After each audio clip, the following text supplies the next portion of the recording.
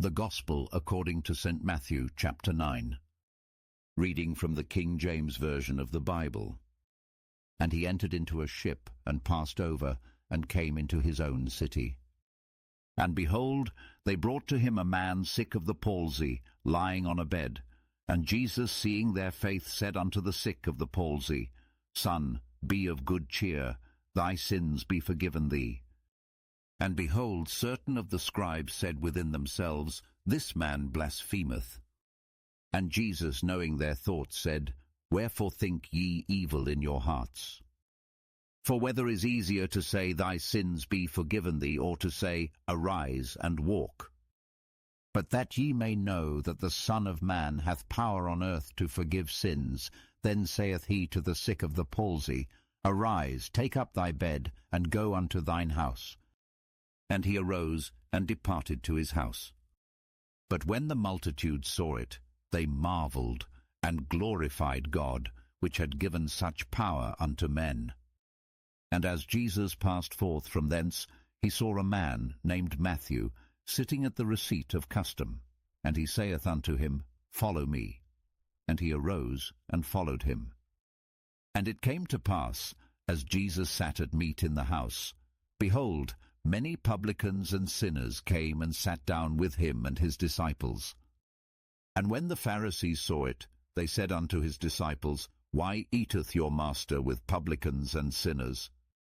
But when Jesus heard that, he said unto them, They that be whole need not a physician, but they that are sick. But go ye and learn what that meaneth, I will have mercy, and not sacrifice.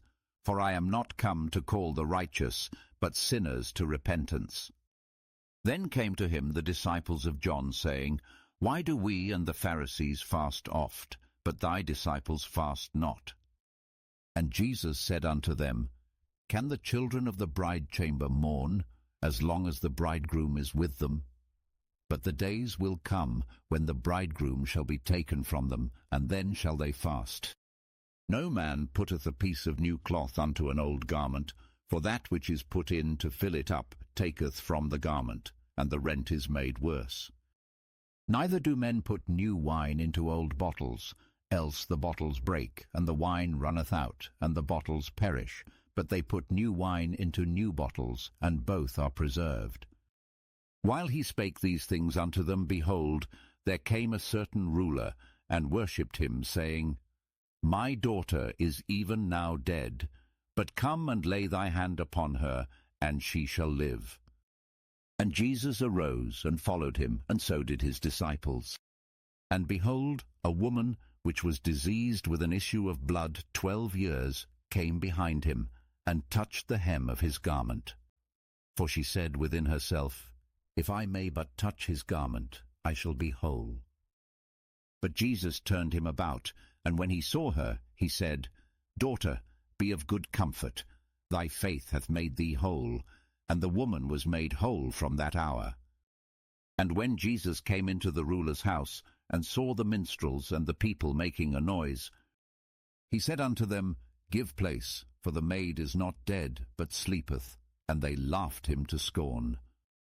But when the people were put forth, he went in, and took her by the hand, and the maid arose. And the fame hereof went abroad into all that land.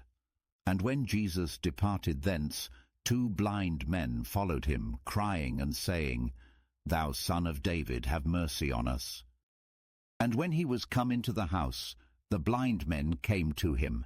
And Jesus saith unto them, Believe ye that I am able to do this? They said unto him, Yea, Lord.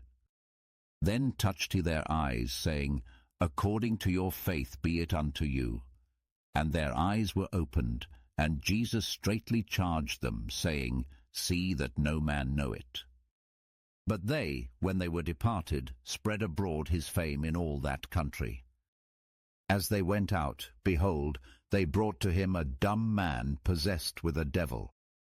And when the devil was cast out, the dumb spake, and the multitudes marveled, saying, It was never so seen in Israel. But the Pharisees said, He casteth out devils through the prince of the devils. And Jesus went about all the cities and villages, teaching in their synagogues, and preaching the gospel of the kingdom, and healing every sickness and every disease among the people. But when he saw the multitudes, he was moved with compassion on them, because they fainted, and were scattered abroad, as sheep having no shepherd. Then saith he unto his disciples, The harvest truly is plenteous, but the labourers are few. Pray ye therefore the Lord of the harvest, that he will send forth labourers into his harvest. This concludes the Gospel according to St. Matthew chapter 9. God bless you with love and abundance.